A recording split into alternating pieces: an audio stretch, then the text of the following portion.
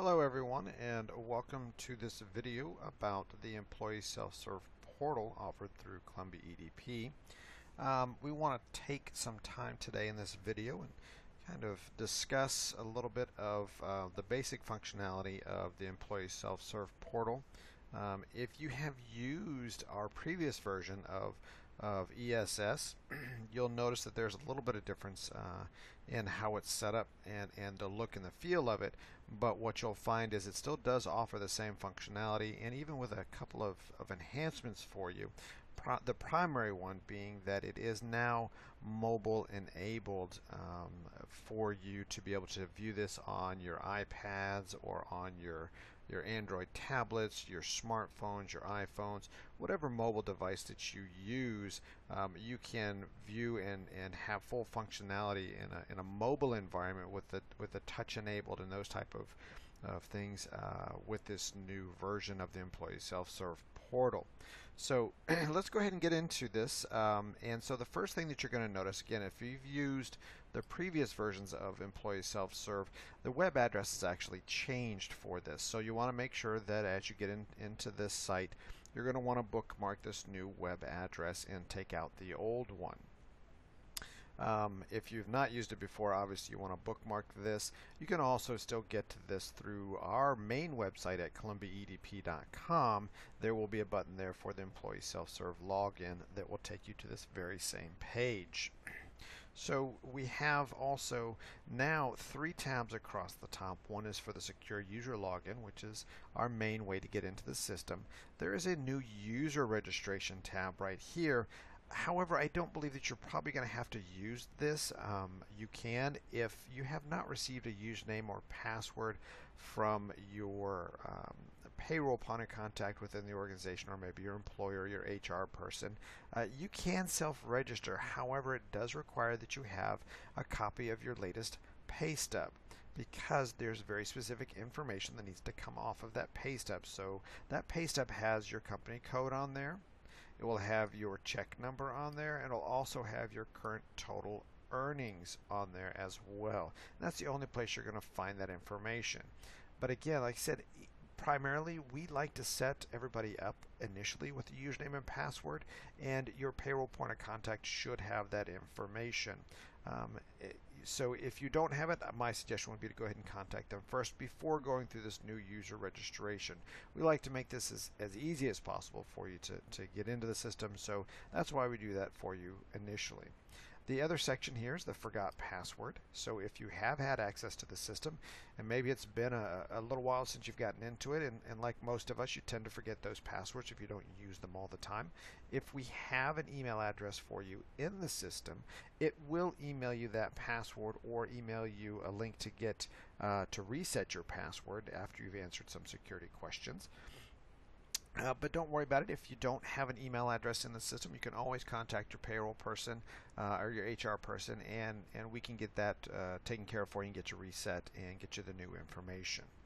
So let's go ahead and go back to this main secure user logon page. And so what you'll see on this one is we have a nice little welcome message for you, and we also have the link that will take you to the mobile version of this website. So if you access this main login through your iPad or your tablet or your phone, you have the link right there, which makes it which takes you straight to the mobile version, which makes it much easier to navigate. But we're going to go ahead and log in now, and we're going to click on the sign in button.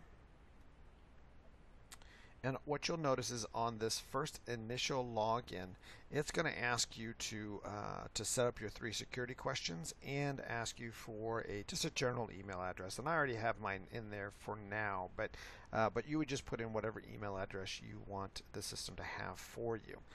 The benefits email address is not required unless we have the benefits module turned on, the benefit enrollment portion of Employee Self-Serve turned on. So you don't have to put anything in there. You can if you'd like, but it's not going to affect anything. The next portion down here, the next section, is where we set up our security questions. So it just wants you to set these up real quick for you, and I'm just going to fill in some information on these just to get us through the system fairly quickly. and section 3, and let's say my high school mascot, and we're just going to say it was a dog. And then we click on the save icon up here to save those settings. Now once we've done that, we get a nice little confirmation over here saying our settings were successfully updated or changed. Just click on the X to close that out, or it will go away eventually on its own. So let's talk about a little bit what's at the top. So you're going to see our logo obviously up here. This will be your actual company information right here, company name, and then your name right here. Over here to the right are some navigation, is a navigation area for you. So this home button is going to take you back to this screen right here. This menu button is really pretty much going to mirror everything that you're going to see down here, just in different icons and different ways to get to the information you're looking for.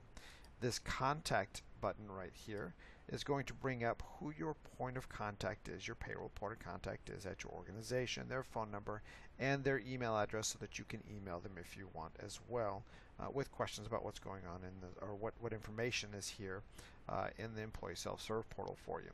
The other option here is your settings options, and so this is where you can come in and change your email address, change your password, set up different security questions if you'd like. We're going to close that out, and then you would save it, or if you wanted to delete those settings out, you could delete those out as well. But we're going to close that out. We're going to keep what we have. And then, of course, this one is the exit, which is the log out. It logs you out of the system.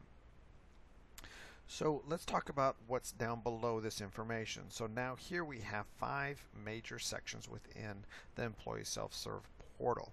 This first one is just your personal information that we have in the system for you, which is displayed here. The next one is your pay information, and your W-2 information is right in this section right here. This third one is our resources. So if your employer wants you to have access to internal resources for the organization, maybe they have an electronic version of an employee manual or an employee packet or maybe benefit information, and they have that linked somewhere that they want you to be able to get to that, that's going to be displayed in this section here. And if we track your time off accrual balances in our payroll system, and your employer wants to make that available for you to be able to see that information through the employee self-serve portal, that will be displayed here along with the balances. This last section right here is the messages section. So if there's something that your employer, maybe your supervisor, wants you to see when you log into the system, they can put out different messages for you. So here we have 2 messages, and one is the company meeting is this Friday at 10, please see Joe, and the other one is about benefit enrollment is coming up in May.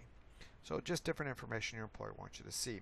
But I want to get a little more in depth into some of these sections so you can see what's really there for you.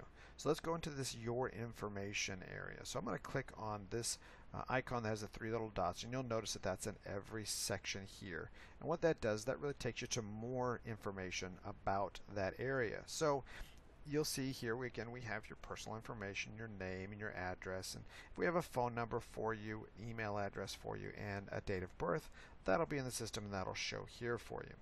This is where you can see what your federal or your tax filing status is, either by federal or by state. So we can see for this employee, we have that they are at a federal status of single and 0 dependents. You can see they have a state tax is in Missouri. Marital status is married, and dependence is 0 again.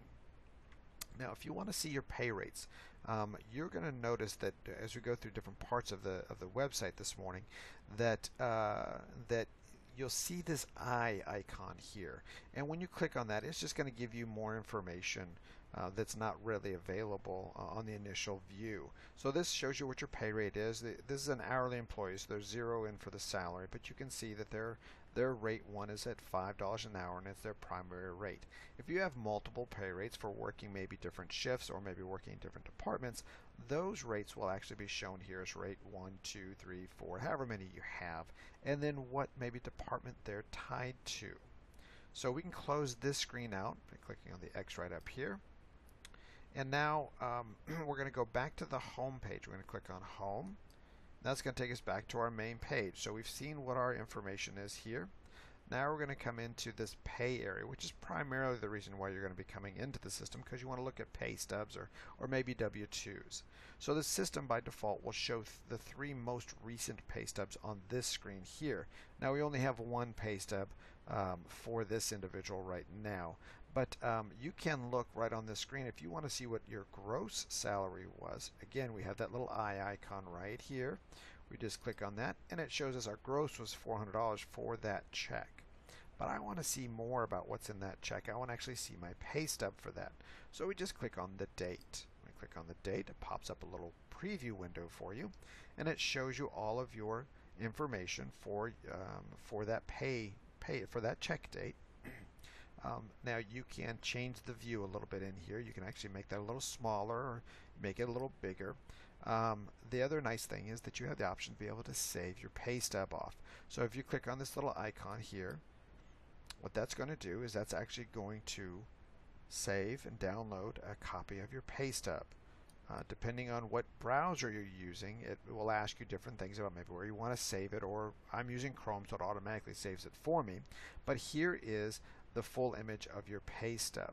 Now again, I'm using Chrome, so my tools on whether I want to print this or save this document are down the bottom right hand corner. If you're using Internet Explorer, maybe a different browser, those controls will be in different places. So right here I can actually print that this copy of my pay stub off if I'd like to, or if I want to save it in a different location, I can do that as well. I'm going to close that tab out and we're going to go back to this main area. And so there's the preview again. So if you just want to look at your pay stub to see what you're actually paid or maybe what your year-to-date information, this is how you would do it. So we're going to close that out. The W-2s work exactly the same way, and so we can click on the W-2, and we have one out there for 2007 for this employee. We click on that W-2 link, and there is the version of the electronic version of his W-2.